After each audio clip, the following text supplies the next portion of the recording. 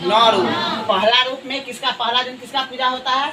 माँ शैल पुत्री का। शैल का मतलब होता है पत्थर। पर्यायवाची शब्द में जब पर्वत को पढ़ाएंगे तो उसमें बताएंगे। शैल कहते हैं, पर्वत कहते हैं, पहाड़ कहते हैं, है ना। तो ये शैल पुत्री नाम पड़ा हुआ है क्योंकि एक पिछले जन्म में ये सती थी, है ना। हजारों वर्ष तक तपस्या करने के बाद, है ना, उनको क्या मिला था? शिव भगवान।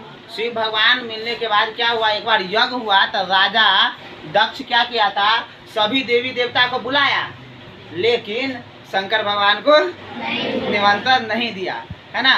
तो उसमें सती चली गई थी। पत्नी कौन थी? शिव भगवान की सती। तो सती वहाँ गई तो वहाँ देखी कि सभी देवी देवता पहुँचे हुए हैं लेकिन शंकर भगवान नहीं है। और उसके अलावा शंकर भगवान के बारे में उल्टा सीधा बोल रहे थे राजा दक्ष, ठीक है। तो क्या हुआ, उनका पिता, तो इनको काफ़ी गुस्सा आ गया तो कूद गई थी अथी में, आग में, है ना। उसके बाद वो अगला जो जन्म ली ना तो क्या बनी? भगवान, ये पर्वतराज हिमालय। हिमालय का नाम सुने? हिमालय का नाम नहीं सुना? हिमालय पर्वतराज के यहाँ जन्म लेती है, इसलिए क्या कहलाई? शैल पुत्री। क्या कहलाई? शैल पुत्री। दूसरा रूप है माँ ब्रह्मचारिणी, है ना। ब्रह्म का मतलब क्या होता है? तपस्या। ब्रह्म का मतलब तपस्या, चारिणी का मतलब आचरण, है ना। यानी कि माँ ब्रह्मचारिणी की पूजा करने से हमें क्या मिलता है? तप और संयम का गुण प्राप्त होता है। तप और संयम का गुण प्राप्त होता है ना। उसके बाद इन्होंने अपने जब जन्म होता है तो अगला तो फिर से शिव भगवान को पति मानेंगे ना, तो उनको प्राप्त करने के लिए क्या करे? ये तपस्या की थी। क्या की थी? तपस्या, है ना। तो माँ ब्रह्मचारिणी का पूजा करने से क्या होता है? सुंदर भगवान शिव जैसा वर की भी प्राप्ति होती है। समझ में आ गया? माँ ब्रह्मचारिणी। और इन्होंने हजारों वर्ष तक तपस्या की। फिर से बोलो। और 100 वर्ष तक तो एकदम फल फूल ये सब थोड़ा बहुत खा करके एकदम रह जाते थे ऐसे। तब शिव भगवान प्राप्त हुए इनको पति के रूप में। समझ में आ रहा बात? तो माँ ब्रह्मचारिणी से हम क्या सीख सकते हैं कि जब तक हमारा लक्ष्य नहीं प्राप्त हो जाए तब तक हमें उस पर लगा रहना चाहिए, है ना। अपना धैर्य नहीं खोना चाहिए। 1000 वर्ष तक तपस्या कर सकती है। क्या उनका लक्ष्य क्या था? शिव भगवान को पाना है। किसको पाना? शिव भगवान। उसी प्रकार से हर एक विद्यार्थी का अपना लक्ष्य होता है। कितना अगर अपने लक्ष्य नहीं होता है तो पहले तो लक्ष्य बना। समझ में आ गया? तो माँ ब्रह्मचारिणी, माँ दुर्गा के यहाँ इस रूप से ये सीख सकते हो तो लोग, विद्यार्थी के लिए सबसे बड़ा शिक्षा यहाँ से मिल सकता है कि जब तक अपना लक्ष्य नहीं प्राप्त करे तब तक उसके पीछे लगे रहे, प्रयास करते रहे। समझ में आ गया? माँ चंद्र घंटा।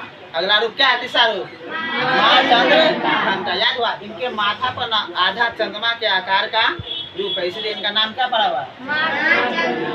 माँ चंद्र घंटा। माँ कुष्मांडा। ठीक है। अगला क्या है? कुष्मांडा का मतलब होता है कुम्हार से बना। कुम्हार नहीं, इसका मुरब्बा जो बनता है उसको क्या कहते हैं? मुरब्बा नहीं बनता है, कुम्हार, कुम्हड़ा। हाँ, उसका अर्थ कुम्हड़ा होता है या कद्दू समझो। ठीक है। उसके बाद माँ स्कंद माता। माँ स्कंद माता की पूजा करने से क्या होता है? पुत्र की प्राप्ति होती, संतान की प्राप्ति होती है। किसका? संतान की प्राप्ति। नहीं, माँ चंद्र घंटा की पूजा करने से क्या होता है? चंद्रमा से जो हानिकारक विकिरणें निकलती है उससे होने वाला हानि नहीं होता है, उससे होने वाला नुकसान नहीं होगा। ठीक है। माँ कात्यायनी। ठीक है, नाम है कात्यायनी। ये क्या करते हैं? जो भी दुख रोग क्लेश ये सब हर लेती है ना, माँ कात्यायनी। उसके अलावा इनका पूजा करने से, है ना, मन चाहा वर मिलता है। ठीक है। उसके बाद माँ कालरात्रि। ठीक है। इनका सवारी देखो गधा पर, है ना। इसका क्या मतलब है? इसका मतलब ये है कि कलयुग में लोग का निगेटिविटी, रात में सोएगा एकदम निगेटिविटी पूरा भरल रहेगा, तो उसका जो है ना रूप जो एक तरह से गधा के जैसा हो जाएगा, मतलब कि उसका जो पहचान गधा के तरह बनेगा। समझ में आ गया? इसलिए हमेशा पॉजिटिव थिंकिंग सोचना चाहिए, अच्छा कर्म करना चाहिए। ठीक है। अच्छे विचारों को अंदर आने देना चाहिए, मतलब ये ऐसा रूप हो जाएगा। उसके बाद ये इनका गुस्सा से पूरा रूप क्या है? काला। लेकिन ये डरावना जरूर है माँ कात्यायनी का ये रूप, इससे डरना नहीं है, लेकिन ये अपना ऐसा विकराल रूप क्यों धारण करती है? दुश्मन को मारने के लिए, बुरी शक्ति को समाप्त करने के लिए। समझ में आया कि नहीं आया? बोलो।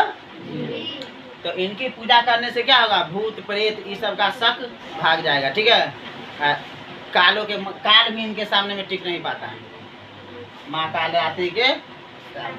अगला है माँ महागौरी। ये बहुत सुखदायी होता है ना, इनका पूजा करने से ये गौर है ना, रूप के कारण गौरी नाम पड़ा हुआ है, बोलो ना।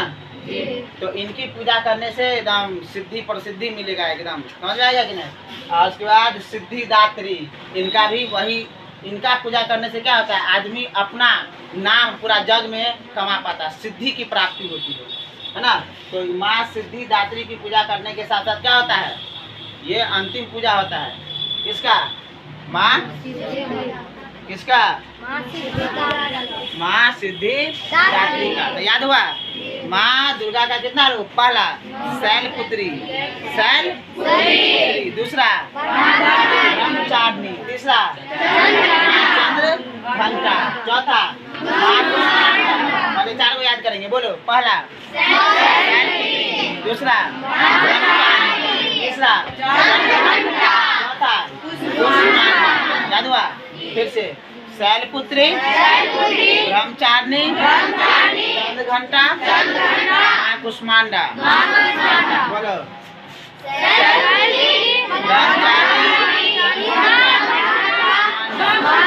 याद हुआ? एक बार फिर से बोलो।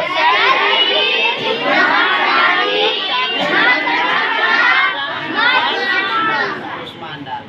और 5वां रूप माँ स्कंद माता। इनकी पूजा करने से क्या होता है? किसी व्यक्ति को यदि संतान की प्राप्ति नहीं हो रही है तो संतान का क्या होता है? प्राप्ति होता है। याद हुआ? बोलो। पहला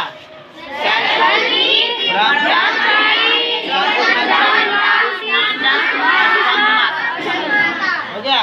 अगला छठा माँ कात्यायनी। सातवां कालरात्रि। सिद्धिदात्री। याद हुआ? बोलो। पहला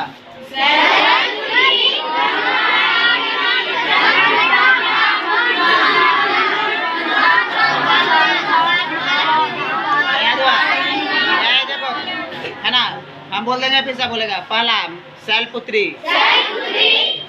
ब्रह्मचारिणी, चंद्र घंटा, कुष्मांडा, चंद माता, कात्यायनी, कालरात्रि, महागौरी, सिद्धिदात्री। याद हुआ? फिर बोलो। शैलपुत्री, ब्रह्मचारिणी, चंद घंटा, कुष्मांडा, चंद माता, कात्यायनी, कालरात्रि, महागौरी, सिद्धिदात्री। दुर्गा माँ का कितना रूप? 9 रूप। समझ गए कि नहीं समझे? सब समझ गए?